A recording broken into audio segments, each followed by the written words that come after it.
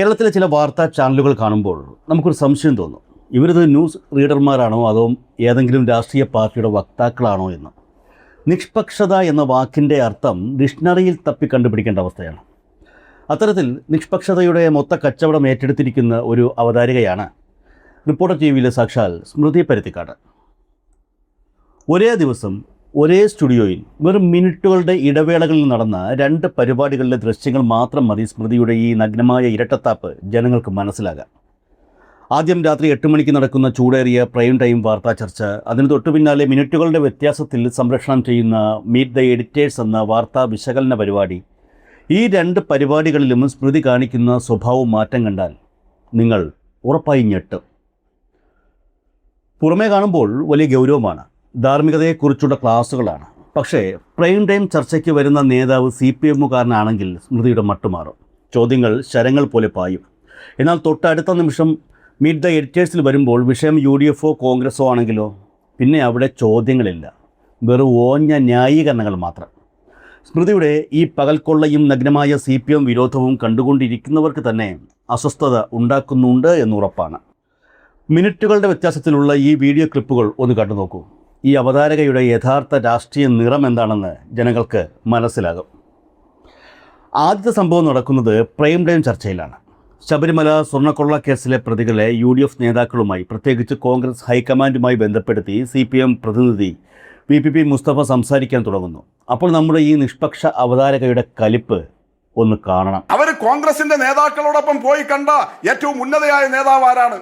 ഒരു തവണയല്ല, അതാണ് ഞാൻ ചോദിച്ചത്. VP മുസ്തഫ, തെരഞ്ഞെടുപ്പിൽ തോറ്റ നിങ്ങളുടെ ആരോപണം വീണ്ടും ഉന്നയിക്കുന്നതിൽ എന്ത് അർത്ഥമാണുള്ളത്? VP മുസ്തഫ, നിങ്ങൾ ഈ തെരഞ്ഞെടുപ്പ് കാലത്ത് ഉടനീളം പറഞ്ഞിരുന്ന ഒരു കാര്യമാണല്ലോ, ഈ സോണിയാഗാന്ധിക്ക് ബ്രേസ്ലെറ്റ് കൊടുത്തെന്നോ സ്വർണം കൊടുത്തെന്നോ ആ ബൊക്കയ്ക്കകത്ത് എന്തായിരുന്നുവെന്നോ തുടങ്ങിയ ആരോപണങ്ങളൊക്കെ നിങ്ങൾ ഉന്നയിച്ചതാണല്ലോ. അത് ജനം തള്ളിക്കളഞ്ഞാണ്. ഇപ്പോൾ ജനത്തെയാണല്ലോ അങ്ങ് ഇപ്പോൾ മുൻനിർത്തി പറയുന്നത്.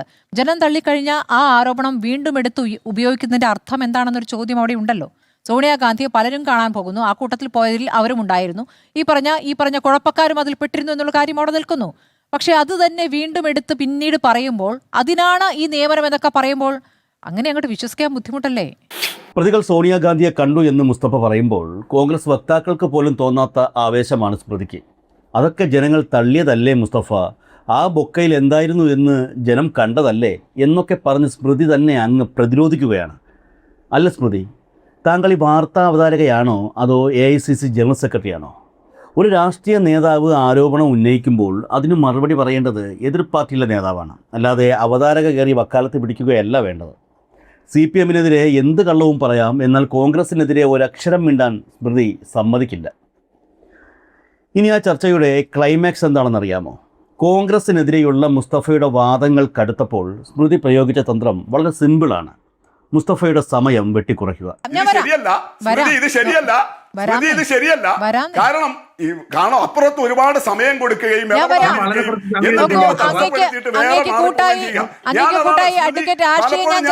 പറയാറുണ്ട്. ഞാൻ വരുന്നില്ല, ഞാനിത് അവസാനിപ്പിക്കാം.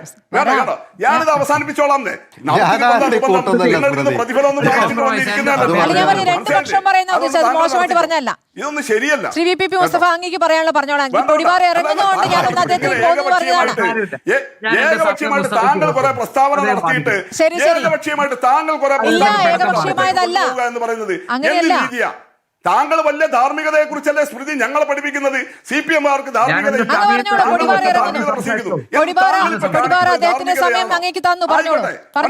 താങ്കൾ നടത്തിക്കോ. അങ്ങ് പറഞ്ഞോളൂ, പിണങ്ങല്ലേ. ഇതെന്താണ് VP മുസ്തഫ? ഇത് ശരിയല്ല. ഇതുവരെ മര്യാദയ്ക്ക് ചർച്ചയാണ്. ഇങ്ങനെ പിണങ്ങാനൊന്നും ഉണ്ടായ ഒരു കാര്യം ഉണ്ടായിട്ടില്ല. VP മുസ്തഫ, ഹെഡ്ഫോൺ ചെവിയിൽ വെക്കൂ. ഈ കുട്ടികളെ പോലെ പിണങ്ങി പോവല്ലേ.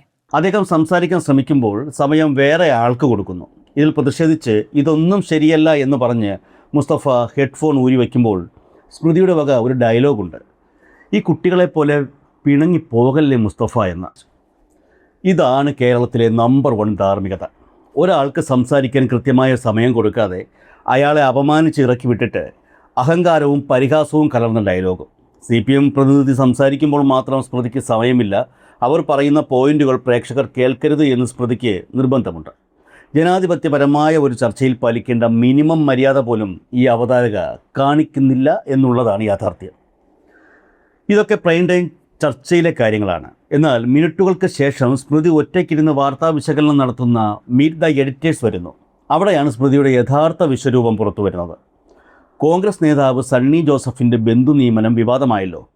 CPMകാരാണ് ഇത് ചെയ്തതെങ്കിൽ സ്മൃതി സ്റ്റുഡിയോയുടെ മേൽക്കൂര പൊളിക്കുന്ന ശബ്ദത്തിൽ അലറിയനെ. എന്നാൽ സണ്ണി ജോസഫ് ചെയ്തപ്പോൾ സ്മൃതിയുടെ ന്യായം എന്താണെന്ന് കേൾക്കണോ? ഇപ്പോൾ 24 മണിക്കൂറിൽ ആ തീരുമാനമുണ്ടായി എന്നുള്ളത് റിപ്പോർട്ടർ TV ആണ് വാർത്ത ബ്രേക്ക് ചെയ്യുന്നത്. നമ്മുടെ നിയമകാരി ലേഖൻ ശ്യാം ദേവരാജാണ് വാർത്ത ബ്രേക്ക് ചെയ്യുന്നത്. ആ വാർത്ത ബ്രേക്ക് ചെയ്ത് 24 മണിക്കൂറിനകത്ത് തീരുമാനമുണ്ടായത് എന്നുള്ളത് ശുഭകരമായ കാര്യമായിട്ടാണ് ഞാൻ കാണുന്നത്. ഒരു പിഴവ് ചൂണ്ടിക്കാണിക്കുമ്പോൾ അത് തിരുത്തുന്നു. ഇപ്പോൾ 2 പിഴവുകളായാലും മാധ്യമങ്ങൾ ചൂണ്ടിക്കാണിക്കുമ്പോൾ അത് തിരുത്താൻ തയ്യാറാകുന്നു എന്നുള്ളത് പ്രധാനപ്പെട്ട കാര്യമാണ്. കഴിഞ്ഞ സർക്കാരിൻ്റെ കാലത്തുണ്ടായിരിക്കുന്ന പല ബന്ധു നിയമനങ്ങളായാലും അതല്ലാത്ത നിയമനങ്ങളായാലും ആരോപണങ്ങൾ ഉയരുകയും പ്രതിഷേധമുണ്ടാകുകയും വലിയ പ്രതികരണങ്ങൾ ഉണ്ടാകുകയും മാധ്യമങ്ങൾ ചർച്ച ചെയ്യുകയും ചെയ്ത ഘട്ടത്തിലൊന്നും തന്നെ അത്തരത്തിലൊരു തീരുമാനം തിരുത്തലിലേക്ക് പോയിട്ടില്ല എന്നുള്ളതാണ്. 24 മണിക്കൂറിനകത്ത് തീരുമാനം തിരുത്തിയത് വളരെ ശുഭകരമായ കാര്യമായിട്ടാണ് സ്മൃതി കാണുന്നത്. എമ്മാതിരി ന്യായീകരണം! സ്വന്തം ഭാര്യ സഹോദരനെ നിയമവിരുദ്ധമായി ജോലിക്ക് കയറ്റിയ കോൺഗ്രസ് നേതാവിൻ്റെ നെറുകേടിനെ സ്മൃതി എത്ര മനോഹരമായാണ് ശുഭകരമായ കാര്യമെന്ന് പറഞ്ഞ് വെള്ളപൂശുന്നത്. കള്ളൻ കക്കാൻ കയറി വീട്ടുകാർ ഉണർന്നപ്പോൾ കള്ളൻ തിരിഞ്ഞോടി. ഇതിനെ എന്തൊരു നല്ല കള്ളൻ, വേഗം ഓടിപ്പോയല്ലോ എന്ന് പറയുന്നതിന് തുല്യമാണിത്.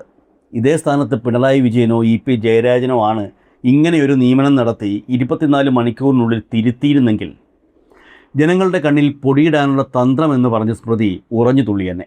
അതാണ് സ്മൃതിയുടെ കോൺഗ്രസ് പ്രേമം.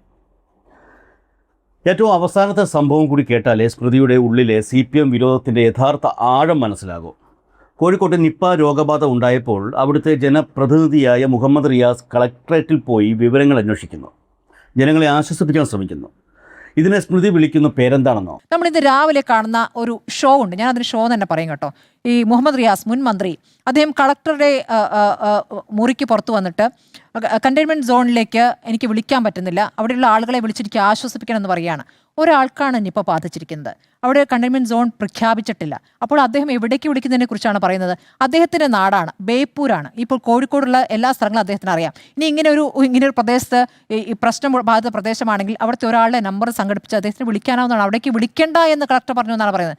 അങ്ങനെയല്ല പറഞ്ഞിരിക്കുന്നത്. അതിൽ വിസ്തീർണമായിട്ട് വരുന്നത് കണ്ടെയ്ൻമെൻറ്റ് സോണില്ല, അങ്ങനെ ഒരു കാര്യം പ്രഖ്യാപിച്ചിട്ടില്ലാത്ത സ്ഥിതിക്ക് കണ്ടെയ്ൻമെൻറ്റ് സോണിലേക്ക് എനിക്ക് പ്രവേശനം വേണമെന്ന രൂപത്തിൽ എങ്ങനെയാണ് അദ്ദേഹം ആവശ്യപ്പെടുക? അപ്പോൾ ഈ ശ്രദ്ധയാകർഷിക്കാൻ മുൻകാലത്ത് ചെയ്തിരുന്ന പോലെയുള്ള ഇത്തരം ഗിമ്മിക്കുകളിൽ നിന്ന് മാറി നിൽക്കുക, യഥാർത്ഥ വിഷയങ്ങളിലേക്ക് വരിക എന്നുള്ള നിപ രോഗബാധ വരുന്ന സമയത്ത് ഇപ്പോൾ ഒരാൾക്കേ വന്നിട്ടുള്ളൂ എന്നുള്ളത് ആശ്വാസകരമാണ്. ഇനി പടരാതിരിക്കട്ടെ. അതിനുവേണ്ട പ്രതിരോധ നടപടികൾ കൃത്യമായി ചെയ്തിട്ടില്ലെങ്കിൽ അതിൽ വിമർശിക്കാം, അതിൽ വിമർശനവുമായി മുന്നോട്ട് പോകുന്നതിൽ ഒരു തെറ്റുമില്ല. പക്ഷേ എനിക്കങ്ങോട്ട് ഫോൺ വിളിക്കാൻ പറ്റുന്നില്ല എന്ന രൂപത്തിലുള്ള നാടകമൊക്കെ കളിക്കുന്നത് വളരെ മോശമാണ് എന്നെനിക്കാണ് ഈ ഘട്ടത്തിൽ പറയാനുള്ളത്. നാടകം, ഷോ, ഗിമ്മിക്ക്. നിപ്പ വന്നപ്പോൾ ഭയന്ന് വിറച്ചു നിന്ന കോഴിക്കോട്ടെ ജനങ്ങൾക്കിടയിലേക്ക് ജീവൻ പോലും പണയം വെച്ചിറങ്ങി തിരിച്ച ഒരു നേതാവിനെ നോക്കി AC റൂമിലിരുന്ന് സ്മൃതി പറയുകയാണ്, അതൊക്കെ വെറും നാടകമെന്ന്. കോൺഗ്രസ് നേതാക്കൾ സ്വന്തക്കാരെ പിൻവാതിലിലൂടെ നിയമിച്ചാൽ അത് അബദ്ധം, തിരുത്തിയാൽ അത് ശുഭകരമായ കാര്യം. എന്നാൽ CPMൻ്റെ ഒരു ജനപ്രതിനിധി ദുരന്തമുഖത്ത് ജനങ്ങൾക്കൊപ്പം നിന്നാൽ അത് ഗിമ്മിക്ക്. എന്തൊരു തൊലിക്കട്ടിയാണ് സ്മൃതി. മുഹമ്മദ് റിയാസ് ജനങ്ങളെ വിളിച്ച് ആശ്വസിപ്പിച്ചത് ഒരുപക്ഷെ താങ്കൾക്ക് ദഹിക്കുന്നുണ്ടാവില്ല. കാരണം ദുരന്തങ്ങൾ വരുമ്പോൾ കഴിഞ്ഞ തവണത്തെ പ്രതിപക്ഷ നേതാക്കളെ പോലെ വീട്ടിലിരുന്ന് പ്രസ്താവനകൾ ഇറക്കുന്ന ശീലമല്ല കേരളത്തിലെ ഇടതുപക്ഷത്തിനുള്ളത്.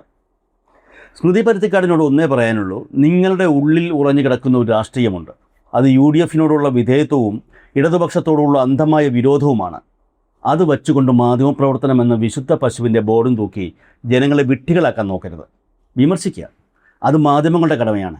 എന്നാൽ മൈക്ക് കയ്യിലുണ്ടെന്ന അഹങ്കാരത്തിൽ ഇടതുപക്ഷ നേതാക്കളെ അപമാനിക്കാനും അവരെ വെറും ഷോ കാണിക്കുന്നവരായി ചിത്രീകരിക്കാനും ശ്രമിച്ചാൽ അത് കൊണ്ടുകൊണ്ടിരിക്കാൻ ഇത്തിരി ബുദ്ധിമുട്ടുണ്ട്. സ്വന്തം പാർട്ടിക്കാരെ രക്ഷിക്കാൻ കുപ്പായം മാറിയിടുന്ന ഈ ഏർപ്പാട് ജനം തിരിച്ചറിയുന്നുണ്ട് എന്ന് മാത്രം ഓർമ്മിപ്പിക്കുന്നു. മാധ്യമപ്രവർത്തനം എന്ന ബോർഡും വെച്ച് കോൺഗ്രസിൻ്റെ പബ്ലിക് റിലേഷൻസ് പണിയെടുക്കുമ്പോൾ സ്വല്പം ഉളുപ്പ് ബാക്കി വയ്ക്കുന്നത് നല്ലതാണ്.